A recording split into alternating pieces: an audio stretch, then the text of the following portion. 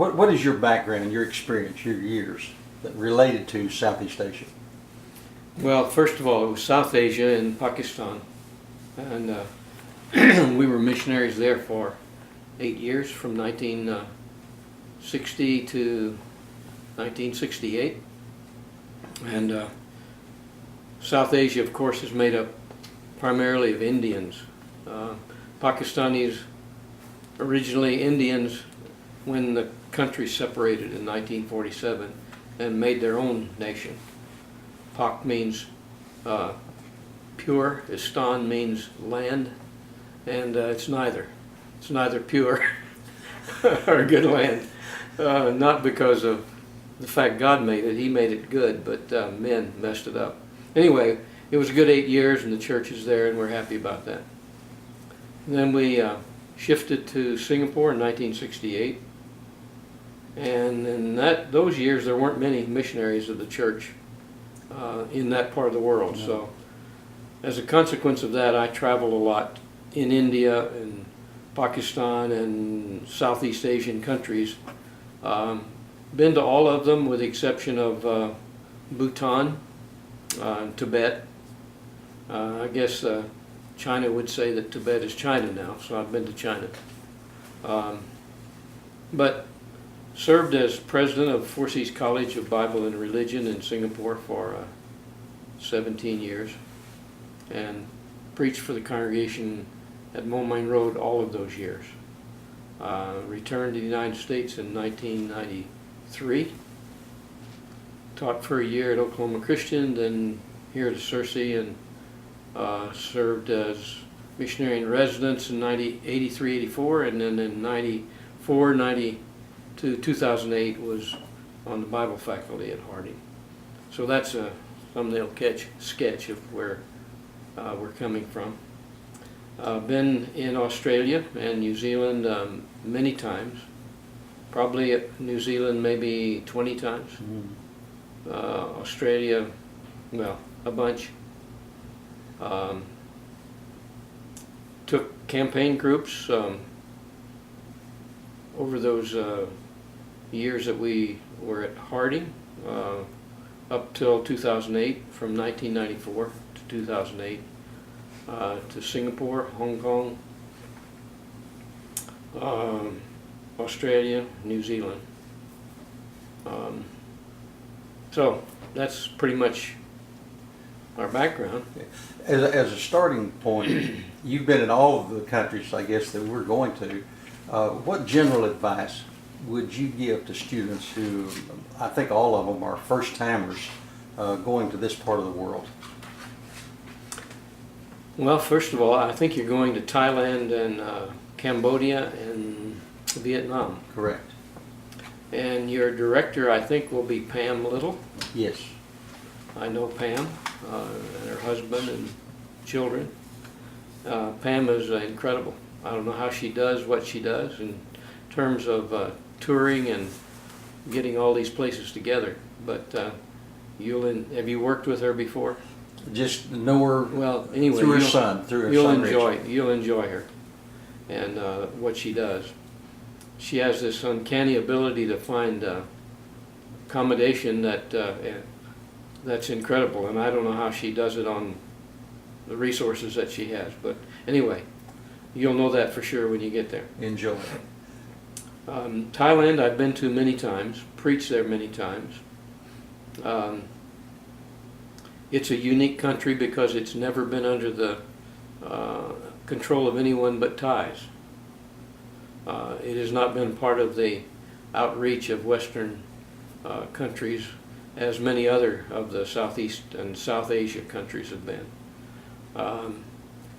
They think of themselves like bamboo. They can bend with the wind, so whatever the political wind has been, or the over the ages, they've been able to bend with them without succumbing to them. Their language is difficult, but they have also tied into the English language, so almost anywhere you go, you can be understood. And some of the phrases that you would use, like "How are you?" and "Thank you" and that sort of thing, are easy to learn.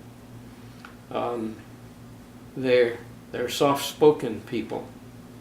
An illustration: when I maybe the first meeting I ever held, at least in Bangkok.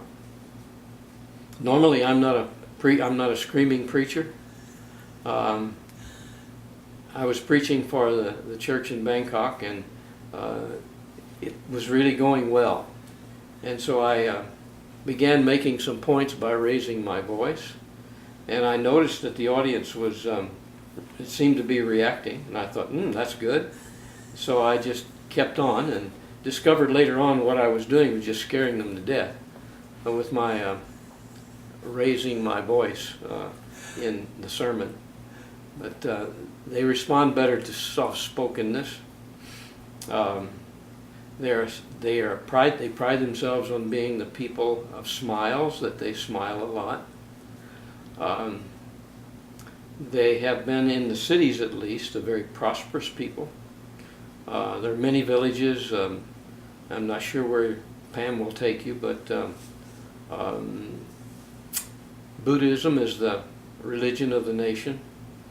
Although there are Christians, and I use that term loosely, but the church has had an impact in society. Good congregations of the Lord's Church in villages and cities.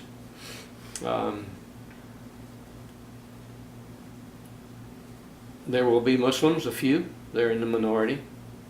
Buddhism is for sure the major religion. You'll see pagodas everywhere. The wealthy people believe that because they've given to Buddhism, prosper. They have their own gods that they go to and bow before for whatever it might be. If a woman's hasn't had a child and she wants one, she's got a god to go to. If a businessman wants his business to prosper, he's got a god to go to. There are many temples, and no doubt you will be taken to those. The Marble Temple is one of them, and others. Also the river that runs through. They may take you to the marketplace that's built on the river. That's an interesting. You be in a boat and you go by a place where they're making caskets, or may take you to a place where silkworms are working and producing silk. All that is interesting. They may take you to a place where you'll ride elephants. That's interesting as well. My granddaughter and I were in the mountains up around Chiang Mai and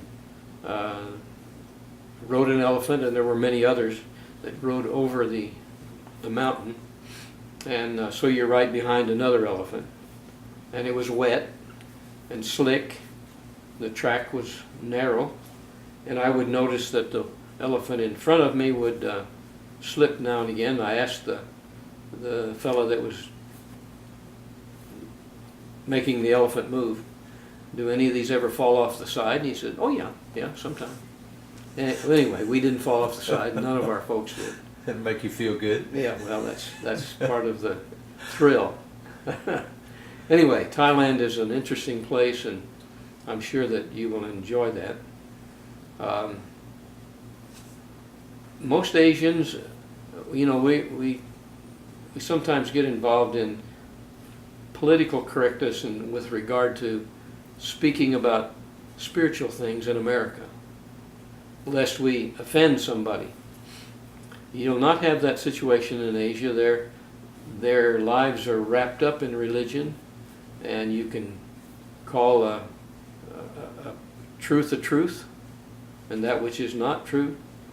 You need not be afraid of speaking out on the Scripture. Just simply open the Bible and teach it. And many will be open to that. It's not likelihood that you will be in many conversations with Muslims. Could very well be, but not likely. And even so with that, just teach what is in the book.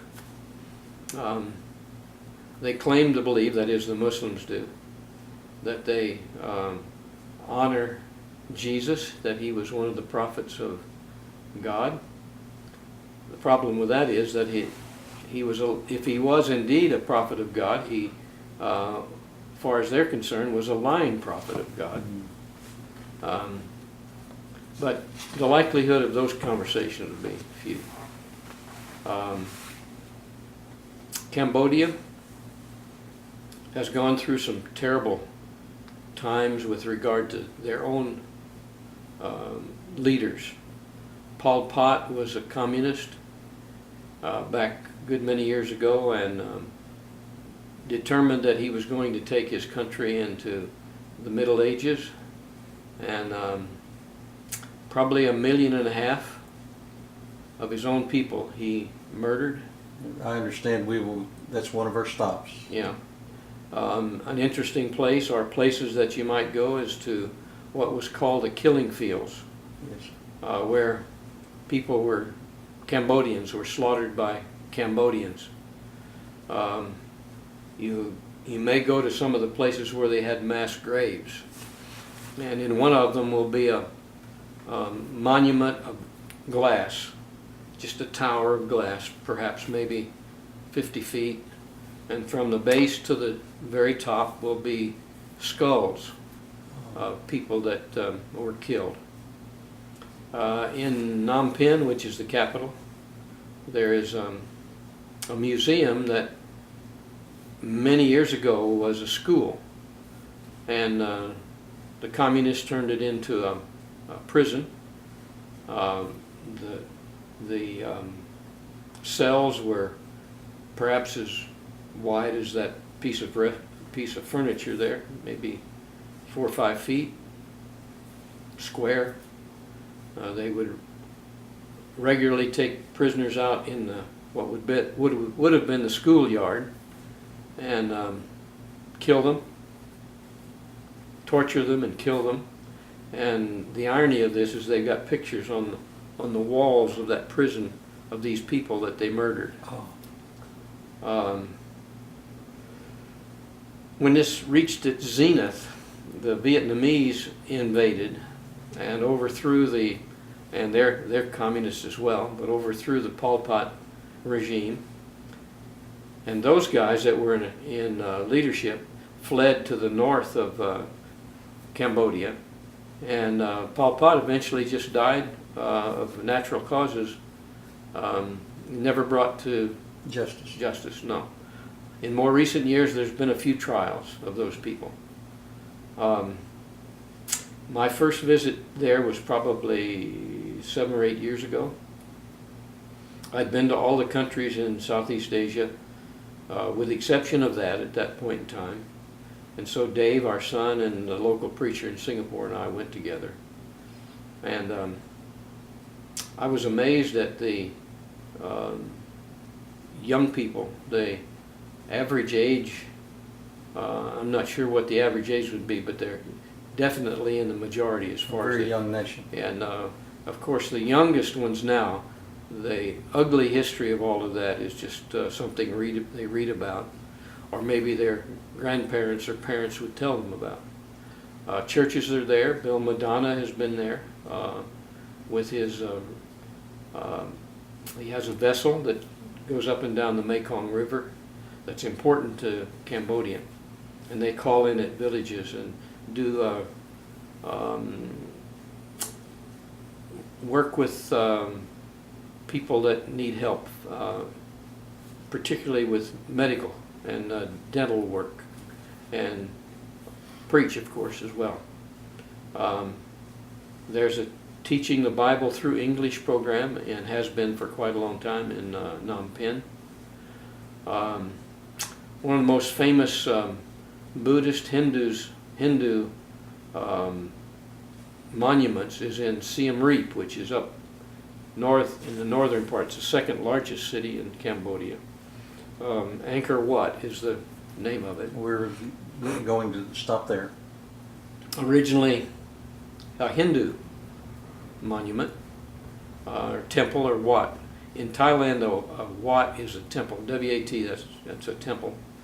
It's on the border, and some claim it, others, Cambodia says it's theirs. This is a huge complex, Oh, right? yeah. You could not do it, you can only do a little bit of it in a day. It was originally Hindu, then it became a Buddhist area. You'll see signs all over Phnom Penh, the city, teaching English, so young people are eager to learn English. Khmer, which is spelled Khmer, but pronounced Khmer. Khmer? The Khmer language is the principal language. Vietnamese is, some Vietnamese is spoken, and French. Now it was French Indochina, So that still has Before some World- influence then. but it would be old people. Okay. Older people that could speak French. You will probably be taken to the palace of the king. It's a rather ornate place, an interesting place. You will be amazed. I've been all over the world and I've never seen traffic like that. Traffic lights mean nothing. If you wait to cross a major street in Phnom Penh, you'll be an old man by the time you get there. You just, the interesting part is that to cross the street, you just step out like you've got good sense and you go into the traffic. If you're going to cross the street, you go into the traffic and just walk, and somehow they accommodate you. The same thing with a car. You don't go drive into the traffic, you drive, with the traffic, you drive against the traffic and work your way till you're going the direction you want to go. Never seen anything like it in my life.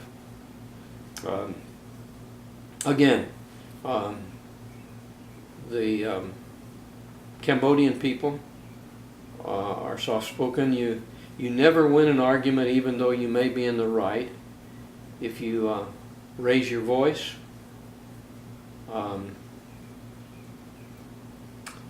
you lose the argument even if you're right. So don't get smart alecky and think you're going to get somewhere if you're in the airport or something like that, and you take the person on. It Quiet and accommodating. never works. Vietnam, I've only been to three times. Churches. I'm told there's two very tiny congregations in Saigon, maybe one in the capital city. Saigon is Ho Chi Minh City now, which is in the south, and there was more influence of Roman Catholicism there than any part of the nation. Vietnamese, much like Chinese, because the background is pretty much the same, worship money. If you ride a taxi cab, you make the deal before you get in, never mind that it may have a meter. Won't mean a thing. And expect to have difficulty. There are some reliable ones from the airport, but you need to check that out. In fact, some of this material will tell you about that. Taxi drivers will be all over you in Cambodia and Vietnam, and sometimes in Thailand, although there's a regular place to go to for a taxi at the airport in Bangkok. A legitimate one where you pay at the counter, then get in the taxi to where you're going. I don't know that much about Vietnam, other than its history as far as the war is concerned. those particular characteristics are Gordon, pretty much how do characteristics. these, particularly because of our involvement in the war in Southeast Mhm. Asia, how do these people now view Americans? No problem with that. They're younger and they're past that? Yeah, yeah. No, they're Americans are their friends. You don't have any. There doesn't seem to be, at least, the connections we would have with them would be. They wouldn't necessarily be deep connections, but no, they think favorably of Americans. So you don't have any problem on that score. You got to be careful with your money. Boy, they're experts at picking pockets. Keep it close, know where it is all the time. Yes. Don't hang something on your shoulder. They'll ride by you with a motor scooter and jerk it off your shoulder. That's primarily in those two, Vietnam and Cambodia. Not so much in Thailand, but even though there, you need to be careful. You've already mentioned some of the special places and attractions that we might be involved in going to see. And you've kind of mentioned the effect of the river on these people. I assume geographically that's one of the major considerations. The Mekong River like is the Nile is to Egypt or something. And like the Mississippi is to the United States. Yeah. There's restaurants on the river. You probably will go to one of those on a boat and maybe go downriver. That's a usual thing in visiting. The river market is an interesting place in Bangkok. And if you go to the north, that's where the elephant business will be. Chiang Mai is the northern city for the king during the summer. He goes to the north, it's cooler up there.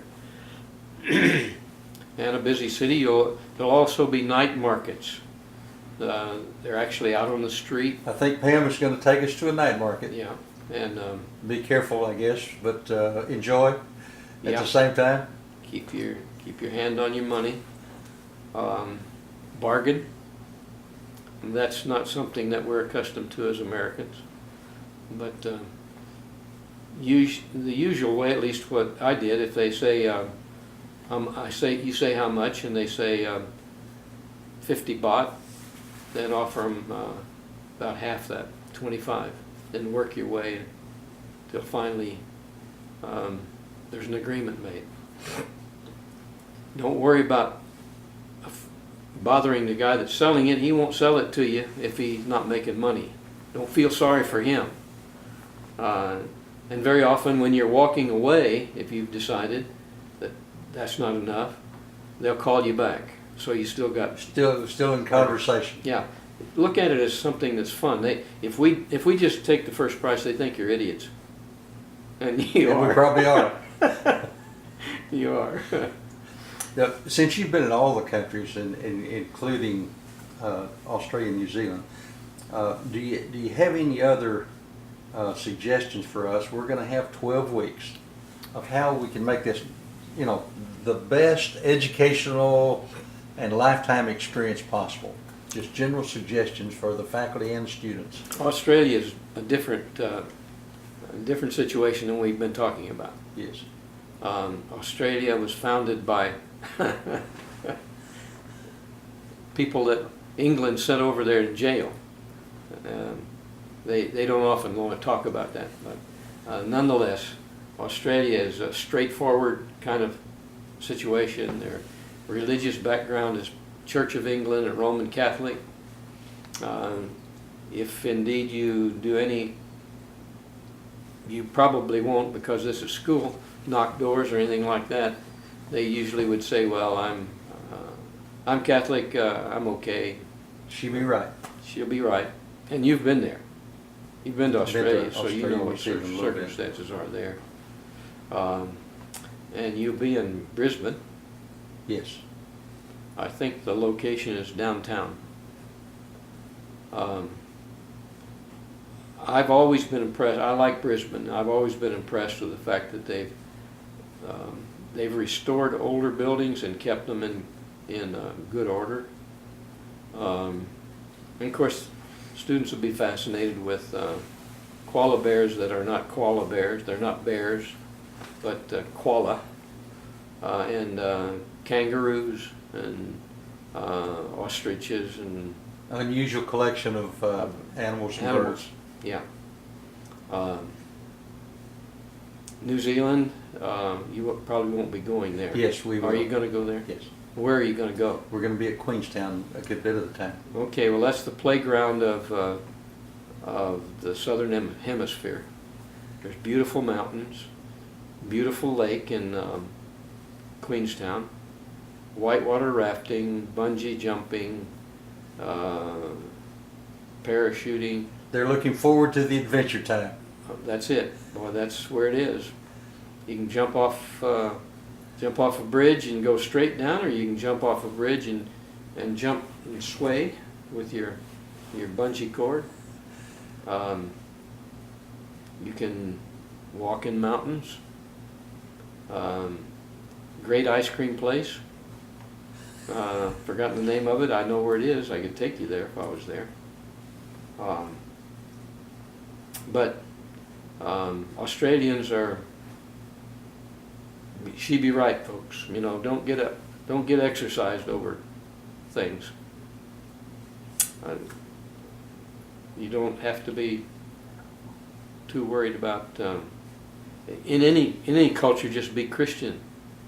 No matter what the customs and cultures are, just be what you would want to be, just like the book says. Okay. Be kind and nice and soft-spoken, and as a bunch, be quiet. Cool Be it just a quiet. little bit Yeah. more than we normally do. We have a reputation for being smart alecky and loud, Okay. and we need to not be that way, and we come off. People are surprised.